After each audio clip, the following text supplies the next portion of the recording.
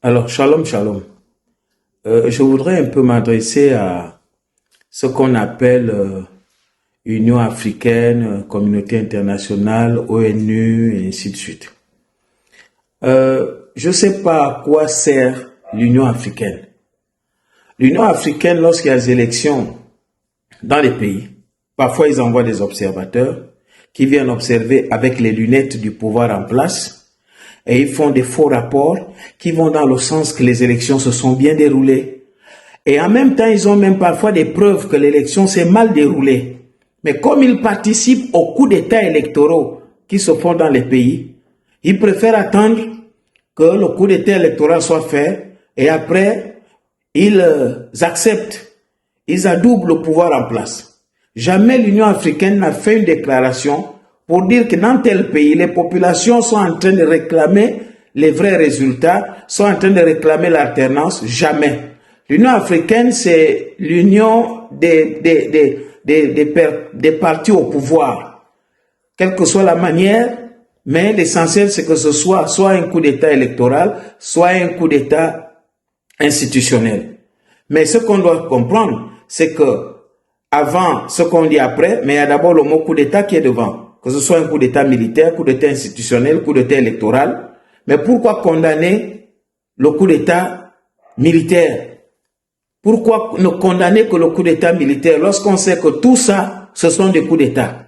Et que l'Union africaine n'a jamais pris position pour le peuple. Ils ont toujours pris position pour les pouvoirs et non pour les peuples pour lesquels, n'est-ce pas, ils doivent défendre des causes dans la charte de l'Union africaine. C'est très malheureux pour l'Union africaine.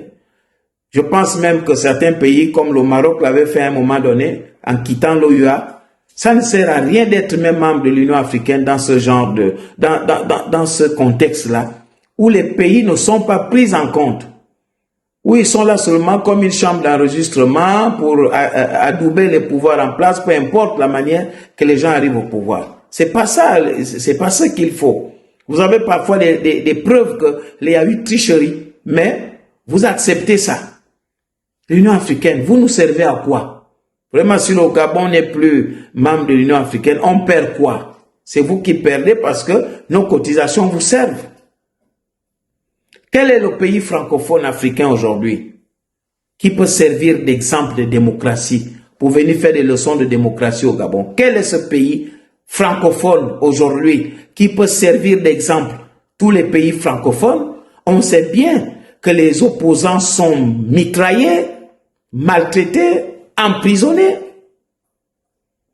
Toutes les démocraties, soi-disant les démocraties africaines. Et l'Union africaine couvre tout ça.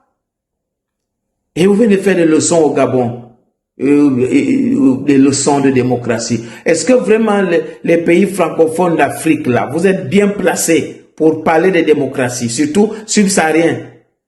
Les pays africains subsahariens, vous êtes vraiment bien placés pour parler de démocratie, pour donner des leçons au Gabon? Franchement, attendez, vous êtes où? Sur la planète Mars ou bien on est tous en Afrique? Hein? Arrêtez votre histoire là et puis regardez, depuis que vous avez vu le peuple, vous avez vu que le peuple est triste ou bien le peuple est en joie? C'est ça qui doit être votre préoccupation. Vous voyez bien que le peuple est en joie. Et vous venez encore condamner. Qu'est-ce qui vous préoccupe? L'argent des personnes au pouvoir ou bien les aspirations de la souveraineté populaire? Mais comme ce n'est que le pouvoir qui vous intéresse et l'argent des gens du pouvoir, c'est pour cela que vous ne pouvez que soutenir ceux qui sont au pouvoir maladroitement. Ils sont maladroitement au pouvoir et votre soutien est maladroit aussi.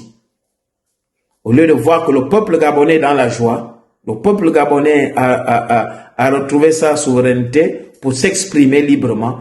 Au lieu que cela vous enchante, non, cela vous attriste. Pourquoi? Parce que vous vous dites que comme vous êtes dans les mêmes systèmes, vous avez peur que vos gardes républicains ou vos gardes présidentiels ne vous fassent la même chose. Mais ça vous regarde. Mais le cas du Gabon est spécifique. Nous avons nos réalités. Et nous vivons avec nos réalités et nous sommes dans la joie de la réalité. Nous sommes dans un système transitionniste en ce moment. Nous sommes dans le transitionnisme et nous devons transitionner. Et ça, c'est le cas du Gabon. Maintenant, Si vous n'êtes pas dans le transitionnement pour voir comment revoir les choses, ben ça vous regarde. Mais nous gardons notre transitionnisme et qui ira jusqu'au bout par la force populaire. Shalom.